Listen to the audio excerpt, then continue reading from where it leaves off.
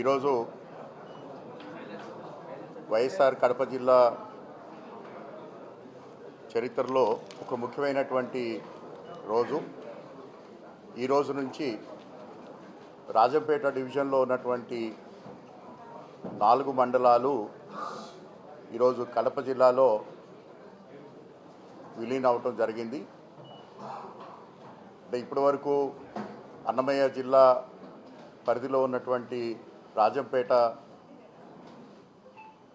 Revenue డివిజన్ని 4 మండలాలు అంటే నందలూరు, రాజంపేట, అదేవిధంగా వీరబల్లె, సుండుపల్లె ఈ 4 మండలాలుతో ఉన్నటువంటి రాజంపేట డివిజన్ని కడప జిల్లా వైఎస్ఆర్ కడప జిల్లా పరిధిలోకి తీసుకురావటం జరిగింది. గవర్నమెంటు దానికి అనుగుణంగా నిన్న ఉత్తర్వులు ఇచ్చున్నారు. అలాగే స్టేట్ గజెట్లో కూడా పబ్లిష్ చేయడం జరిగింది.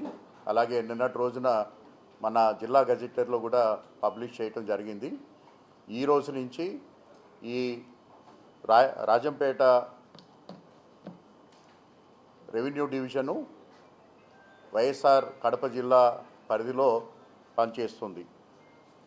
దీనికి సంబంధించి మన రాజంపేట సబ్ డివిజనల్ ఆఫీసర్గా ఉన్నటువంటి భావన గారు, సబ్ కలెక్టర్ రాజంపేట.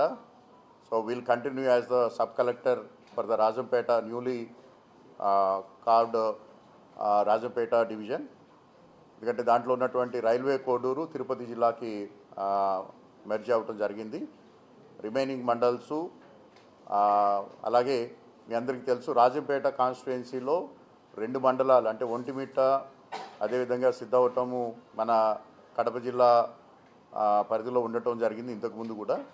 వాటితో పాటు ఈ 4 మండలాలు కూడా మనకి ఇప్పుడు కడప జిల్లాలోకి రావటం ద్వారా రాజంపేట కాన్స్టిట్యుయెన్సీ మొత్తంగా ఈరోజు వైఎస్ఆర్ కడప జిల్లాలో భాగంగా ఉంటుంది. తద్వారా కడప జిల్లాలో మొత్తం మనకి 40 మండలాలు జిల్లాలో ఉంటాయి. 36 మండలాలు ఇంతకుముందు ఉన్నాయి. ఇప్పుడు కొత్తగా 4 మండలాలు దాంట్లో జాయిన్ అవటం వల్ల మొత్తం 40 మండలాలు అవుతుంది. తద్వారా రాష్ట్రంలోనే అత్యధిక మండలాలు ఉన్నటువంటి జిల్లాగా మన వైఎస్ఆర్ కడప జిల్లా అవతరిస్తూ ఉంది. అలాగే